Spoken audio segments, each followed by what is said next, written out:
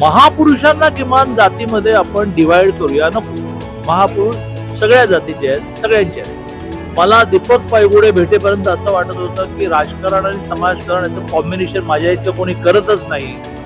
पण मला नतमस्तक व्हावं लागलं दीपक पायगुडे पुढे की तो त्याचा साईज जो आहे 1,00,000 लोकांना मिसळ, आता साईज आम्हाला काही जमत नाही.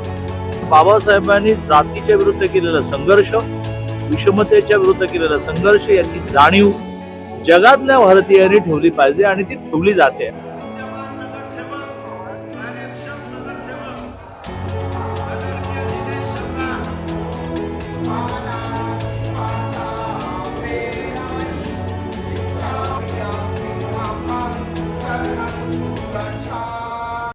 जयंती निमित्त आज पुण्यात गल्ल्या गल्ल्यात, महाराष्ट्रामध्ये गावागावात, देशभरामध्ये शहरात, संपूर्ण जगात सगळेजण उत्साहाने बाबासाहेबांची जयंती साजरी करत असताना फरक खूप झाला, परिवर्तन खूप झालं. फक्त बाबासाहेबांची अनुयायी जयंती साजरी करतात असं नाही.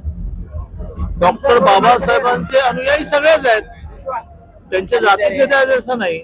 त्यांच्या जातीतल्या माणसाला, त्यांच्याबद्दल या माणसाला काय देऊ असं वाटणे इतके बाबासाहेबांनी उपकार केले आहेत. त्याला जातीयतेची मिळणारी वागणूक संपवली, आर्थिक समता मिळाली, शैक्षणिक समता मिळाली. त्यामुळे त्यांच्या जातीतला हा त्यांच्यावर श्रद्धा ठेवेल, परंतु या जगातल्या प्रत्येक भारतीयाने त्यांच्यावर श्रद्धा ठेवली पाहिजे, कारण त्यांनी लिहिलेल्या घटनेमुळे संपूर्ण जगामध्ये एक आदर्श लोकशाही आपण रुजवू शकलो.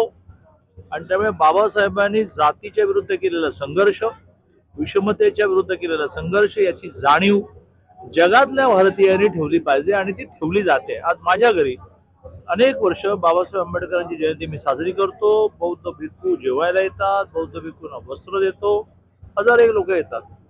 आता तसं मी जात मानतच नाहीये, पण लौकिक अर्थाने कोणी म्हटलं की तुम्ही कशी आंबेडकर जयंती करता, शिवाजी महाराजांची जयंती करतो, महात्मा ज्योतिबा फुलेंची करतो, बाबासाहेबांची करतो. महापुरुषांना किमान जातीमध्ये आपण डिवाइड करूया नको. महापुरुष सगळ्या जातीचे आहेत, सगळ्यांचे आहेत.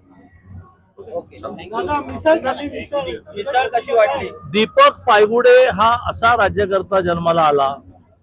मला दीपक पायगुडे भेटेपर्यंत असं वाटत होतं की राजकारण आणि समाजकारण याचं कॉम्बिनेशन माझ्या इतकं कोणी करतच नाही. पण मला नतमस्तक व्हावं लागलं दीपक पायगुडे पुढे की तो त्याचा साईज जो आहे 1,00,000 लोकांना मिसळ, असा साईज आम्हाला काही जमत नाही. त्यामुळे सगळ्यांनी एकत्र बसून मिसळ खावी. इथे वेगवेगळी टेबल नाही आहेत, ब्राह्मणांची वेगळी, दलितांची वेगळी, ओबीसीची वेगळी.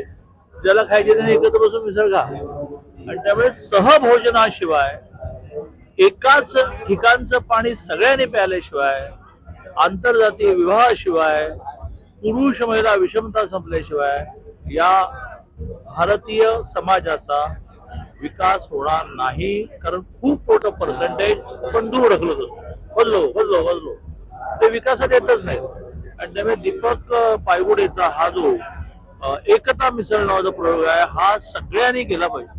तुम्हा सगळ्यांना विनंती आहे की 10 लोकांना बोलवून का होईना, पण सगळ्या जयंत्या घरी करायच्या. काय करायचं, एक फोटो लावायचा, मित्रांना निरोप द्यायचे, त्याला मेसेज द्यायचा की अरे बाबा हा आहे मराठा, पण हा शिवाजी महाराजांची जयंती करतो, आंबेडकरांची करतो. जय महाराष्ट्र, जय भीम.